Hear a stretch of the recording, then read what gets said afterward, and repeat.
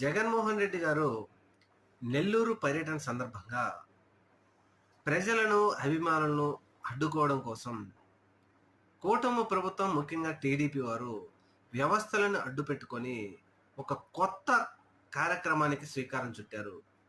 ప్రజలు రాకుండా ఉండాలంటే ఏం చేయాలి అనేది వీళ్ళు చాలా పెద్ద శాస్త్రవేత్తలతో ఆలోచించి ఈ విషయాన్ని కనిపెట్టారు.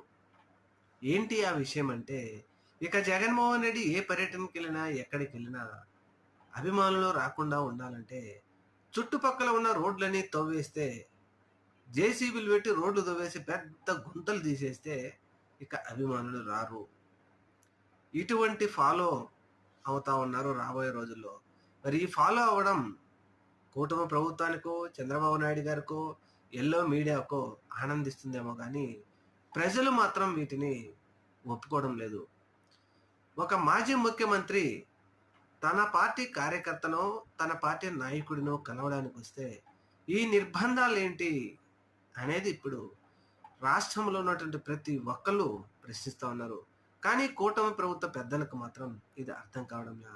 మరి నెల్లూరు పోలీసులు తీసుకొచ్చినటువంటి కొత్త పథకాన్నో లేకపోతే కొత్త ఆలోచనని రాష్ట్రంలో ఇక జగన్మోహన్ రెడ్డి ఎక్కడికి వెళ్ళినా అక్కడ ఉన్నటువంటి పోలీసులు కూడా ఇదే ఫాలో అవుతారా? చూద్దాం మరి ఏం జరుగుతుందో.